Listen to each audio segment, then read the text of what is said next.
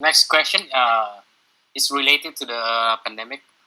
So when the pandemic of COVID-19 breakout happened, what was the first thing or two that came up to your mind, considering both of your startups have strong offline presence?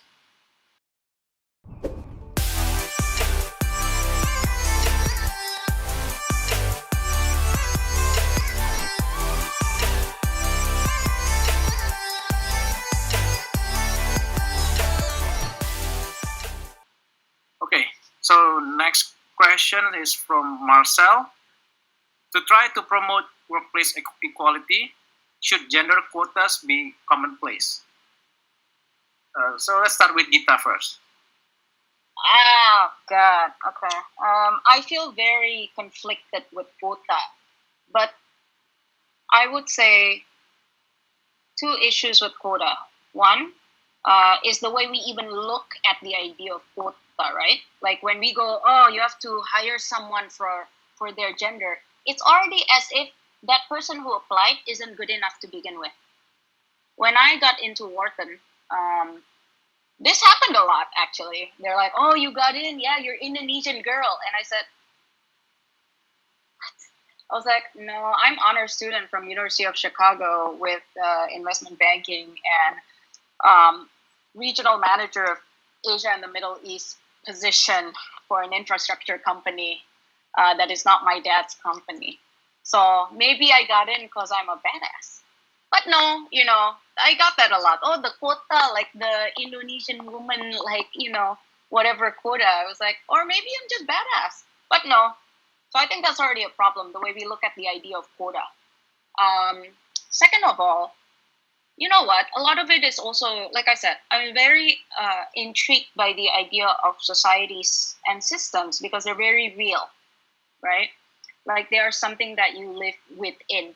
They are something that, whether you like it or not, if you're like Buddha and you're the most enlightened person, you are still part of something that might reward bad behavior. It is what it is, okay?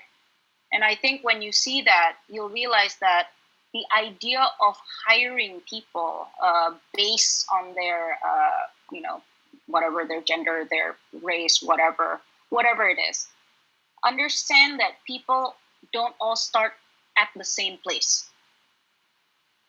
A lot of us here are very privileged. The fact that we can even start a startup, meaning we went to college, maybe. The William Tanuwijayas of the world, the Jokowis of the world, they're very rare. They're the exception. They are not the rule. The average, we went to school abroad. We did a lot of things. They're just very privileged. So I think a lot of things is also look at other ways you can add diversity into your team. For example, I am right now very much challenged with the idea, why don't we hire people who didn't go to university, didn't go to college, are they less capable? Are they less talented? So I think we should just really question, why do we assume quota? It means that person is already not good enough. And then second question, are the people even that you see, did everyone start out the same way? So, for example, in our organization, it's actually mostly women pretty much all around, like everything. I think it's like total of 65% women or something crazy like that. But I shouldn't get a cookie for it because you just hire people, right? But I think in terms of quota, is just more, when you look at people, also look at the decision makers around you. Who are they? If your decision making board is 10 men, maybe that's an issue. Always try to find people on the board who can outvote you, being the operative word, outvoting, not just hanging out there, outvoting. Get those, make it diverse, and really challenge how you look at applicants across the board. Thank you, Gita. So Vanessa, how about you? What do you think of quota? I have to agree with Gita. Again, if you ask if you ask someone who has 1,000 employees, the question is probably different. Right now we have 100, right? We might be growing to 120, 130 by the end of the year. And I have never gone out there with an opening, with an opportunity, thinking that I need to get a man for this or I need to get a woman for this. Right? I think, in my experience, the balance is always working to our favor, right? Whether it's the balance in each department or in the organization, because each of my department is, some of them are like heavy male, some of them are heavy female. Like operations for us, because it's the hospitality, the service and everything, is heavy female, right? But one of the managers is a male. So again, to me, it is not as important as really finding the right people and maintaining the balance, because each organization, each department, and the team needs to have the male and female brain equally. That is my experience. Yeah. Okay, so it's more like balancing it, but not really putting quota on it. Right. Yeah. I mean, I don't. Yeah. I mean, I really don't believe in my own experience, right? But of course, each industry might be different. If you are in a male-dominant industry, you might find it difficult to find good female who wants to do what the males do, for example, right? And you cannot force it. Like, you cannot force, what, I have to have 40% female, and this team is all male, therefore I must get female to just serve the quota, right? I don't believe that. I believe that we need people. I mean, our brain is wired differently. We are working somewhat in different ways, and it's important to maintain the balance. And of course, certain job in general, I hate to say this, but in general, we can associate certain job to be done better with male, and certain job will be, is better to be done by female, and that's just the way it is. Does it mean that I must hire female for those jobs that female normally do well at? But again, hire people because they're good at it and not based on gender, and maintain the balance. On that, by the way, I will say though, look around your workplace. It's not a quota issue, but if your workplace is less than 50% female, you fucked up. Because it is around 50% of the world. If you're already thinking in terms of quota, if you're already thinking in terms of diversity board, you already messed up. Because it means, what have you been doing this whole time that you need to start going, oh crap, like I don't reflect the world. So I think that's a really big thing for me. This is why maybe yeah. you missed out. You missed out, not just effed up, but like you missed out. Yeah, you missed out. Yeah, you missed out, dude. Like, sorry. I mean, I think that's the thing, right? Like, I am not really into this whole companies with diversity boards. I think it's cute. I think that's good for you. You should put that on Instagram. But I think by the point you go there, something's wrong with you. Like, what did you do? Like, how did you end up with such a uniform kind of company? How did you end up with just one kind of race, one kind of gender, one kind of everything, right? So I think rather than quota, just look around you. If it just looks like a shitload of like Patagonia wearing all birds dudes, yeah, like, what'd you do? What did you do? I love all birds. I mean, it's amazing. I wear all birds too. So from Morton, jualan. Yeah, we're not paid by Allbirds to endorse, by the way. They're my classmates. Chi. Really? Okay. Okay. Thank you for the answers. Okay, another question from Marcel. Would gender equality initiatives run the risk of potentially being discriminatory against men? So, yeah. Oh my God! Like stop, just fuck. Like, Okay, I guess Gita wants to answer that. all right, bro. Let me give you a little like history 101. All right, in power systems, and I can give you any book that you want. I can fuck like, yeah, we can go to school on this, but basically, here's the deal. In the world, systems are based on power dynamics. It's called power dynamics. Power dynamics is what happens when certain groups just benefit more than other groups. Let's say, right, in the United States, it's like usually white people, hate to say it, just in general get better, yeah, more favorable legal laws and things like that. Okay? It's just the way it is. In Indonesia, if you look at other things, yeah, it gets funky. One of them is, in general, men tend to have a higher power dynamic than women. I can give you a lot of books on this. Feel free to follow me on Instagram at Gita Sees. It is literally like a book review site. So the question becomes the power dynamic issue, right? If you're already up top and there's something to help the people here to kind of like, help them go up a little bit, you're not really going to be that affected. The idea of reverse discrimination is actually a very discriminatory, historically, very discriminatory practice.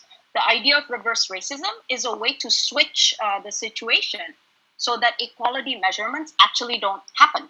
Why? Because it's very beneficial to stay on top. Period. It's just very beneficial.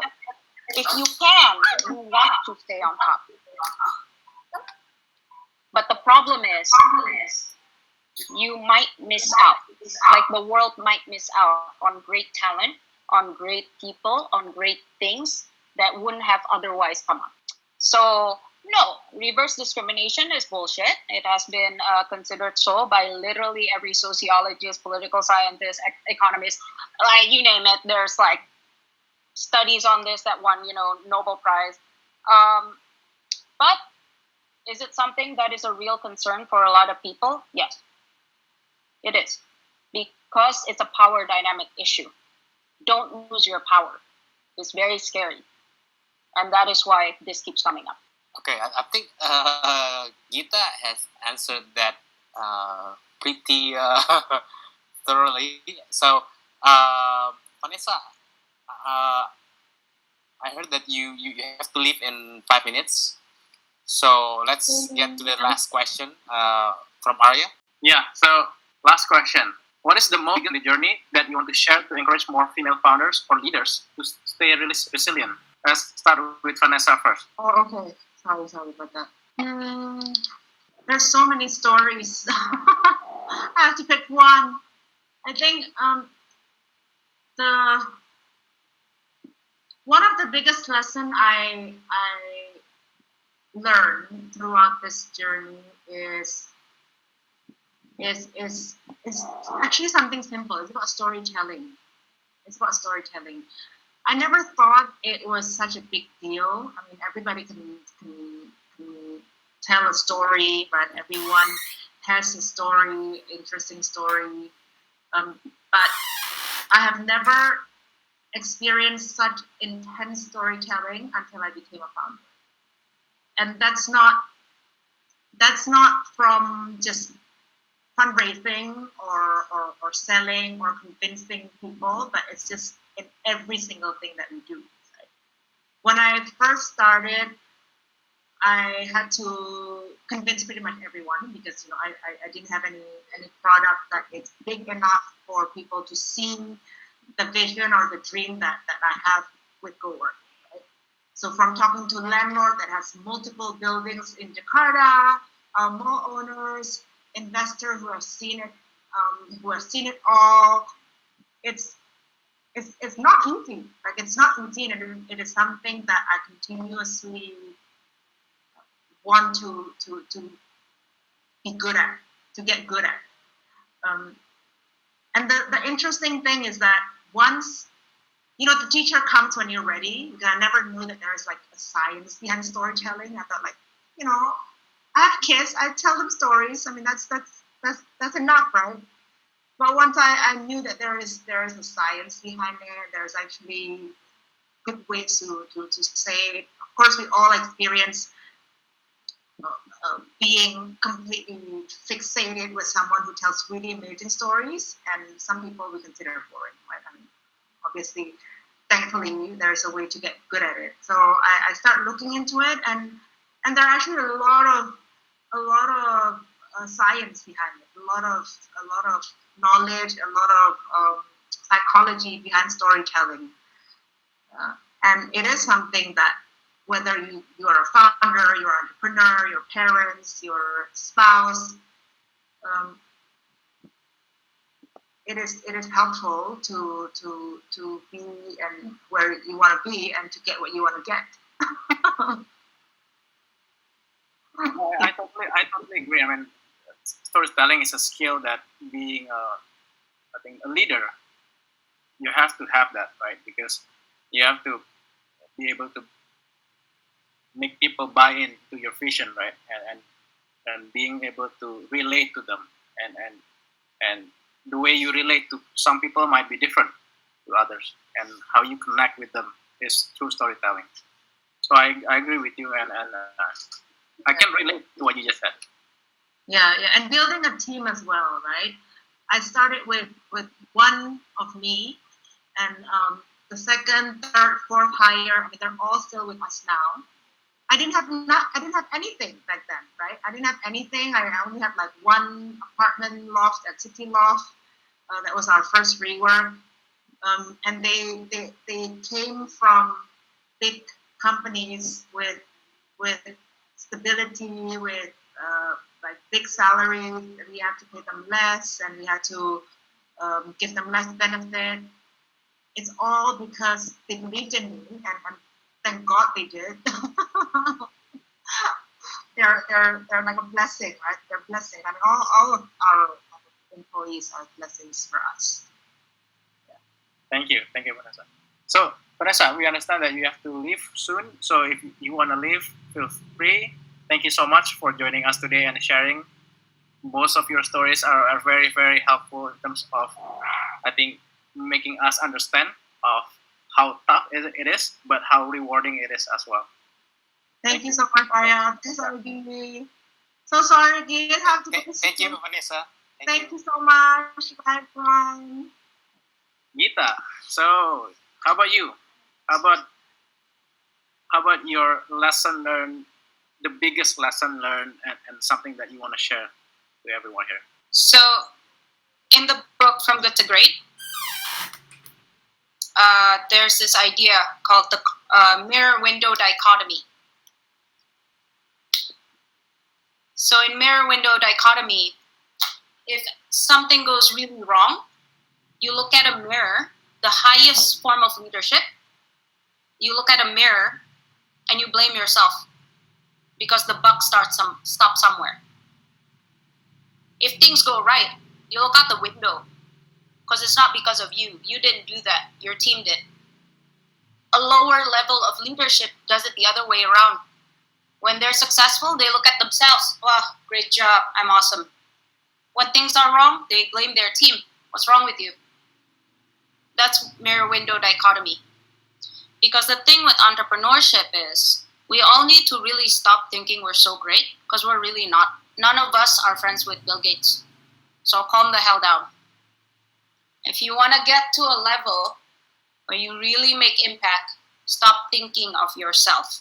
And as you know, Arya, one of my favorite ways of not thinking about myself is to read a shitload of books.